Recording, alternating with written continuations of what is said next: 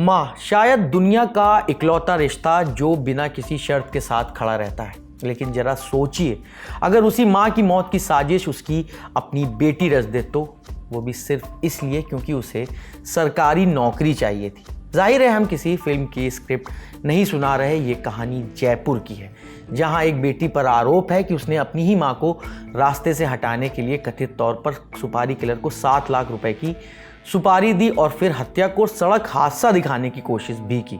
Police के मुताबिक 4 जुलाई की शाम 45 साल की नीरज शर्मा, जो कि अपने पति की जगह सरकारी नौकरी कर रही थी, वो अपने बेटे को फिजियोथेरेपिस्ट के यहाँ लेकर गई थी। जब वो लौट रही थी तभी तेज रफ्तार स्कॉर्पियो ने उन्हें जोरदार टक्कर मारी। पहली नजर में मामला सड़क हादसे का लगा, लेकिन सीसीटीवी फुटेज और जांच ने कहानी ही बदल दी। पुलिस का दावा है कि ये कोई एक्सीडेंट नहीं था, बल्कि पूरी प्लानिंग के साथ की गई हत्या थी।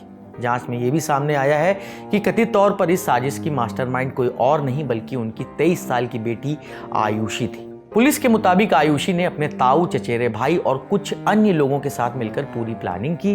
मामले में 7 लोगों को गिरफ्तार किया गया है, जबकि एक आरोपी अब भी फरार बताया जा रहा है। लेकिन सवाल यह है कि आखिर एक बेटी ऐसा करेगी क्यों? पुलिस की जांच के मुताबिक इसकी शुरुआत करीब 1 साल पहले हुई। आयुषी के पिता की मौत के बाद परिवार के सामने अनुकंपा नियुक्ति का सवाल आया। आरोप है कि आयुषी चाहती थी कि पिता की जगह सरकारी नौकरी उसे मिले, लेकिन परिवार की परिस्थितियों को देखते हुए उसकी मां नीरज शर्मा ने खुद नौकरी ज्वाइन कर ली। इसी दौरान मां बेटी के बीच प्रॉपर्टी को लेकर भी विवाद होने लगा था। पुलिस का आरोप है कि सरकारी नौकरी और संपत्ति हासिल करने की चाहत ने इस कथित साजिश को जन्म दिया। मां की हत्या के आरोपी आयुषी इसी घर में रहती थी, पैदा भी ये इसी घर में हुई थी। विजय वशिष्ठ उनके पिता थे, राजस्थान हाई कोर्ट में एलडीसी। वो इस घर में रहते थे, मगर वो दूसरा मकान बना लिए थे। उसके बाद ये घर खाली पड़ा था। मां से झगड़ा करने के बाद जनवरी में इसी साल वापस ये इस घर में आ गई थी और अपने चचेरे भाई के साथ और ताऊ के परिवार के साथ रहने लगी थी। आसपास के पड़ोसियों का कहना है कि वो कमरा बंद करके रखती थी, बहुत कम निकलती थी। कभी बाहर घूमने के लिए निकलती थी तो नजर पड़ती थी, बाकी वो चुपचाप ही इसमें अकेले रहा करती थी। आज तक की रिपोर्ट के मुताबिक जांच में यह भी सामने आया है कि आरोपियों ने पहले एक दूसरी गाड़ी किराए पर लेकर कई दिनों तक नीरज शर्मा की रेकी की थी।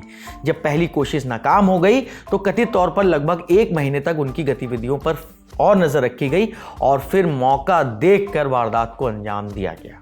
दूसरा जो इनका परिवार इन्वॉल्व था, जो मृतका थी, इनके जेठ और उसका बेटा, तो इनकी 5 बीघा जमीन जो एक्सीडेंट में जिनकी डेथ हुई है, 5 बीघा जमीन इनकी आगरा हाईवे पे बड़ी अच्छी लोकेशन पे है। तो उनके मन में ये लालच आया कि इस जमीन को वो लोग ले लें, इसलिए तो इनका ये इन्होंने प्लान किया।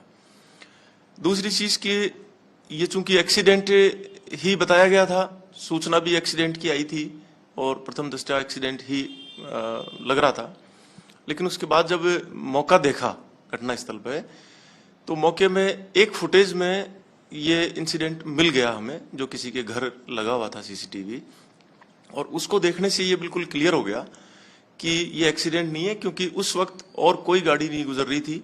काफी चौड़ी सड़क थी, महिला बिल्कुल एक तरफ चल रही थी और पीछे से गाड़ी बहुत ओवर स्पीड में आकर के उसको टक्कर मारी, जिससे साफ क्लियर था कि ये इंटेंशनली टक्कर मारी गई है।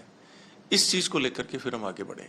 यानी पुलिस का दावा है कि ये गुस्से में लिया गया फैसला नहीं था, बल्कि कई दिनों की तैयारी के बाद बनाई गई कथित साजिश थी। पुलिस के ये सभी आरोप अभी जांच और अदालत की प्रक्रिया का हिस्सा है। दोष तय करना अदालत का काम है, लेकिन अगर जांच में लगाए गए आरोप साबित होते हैं तो ये मामला सिर्फ एक हत्या का नहीं रहेगा, बल्कि उस भरोसे के टूटने का भी होगा जिस पर हर परिवार टिका होता है। इस मामले पर आप क्या सोचते हैं? आप अपनी राय हमें कमेंट बॉक्स में दे सकते हैं। मैं हूं नीरज, शुक्रिया।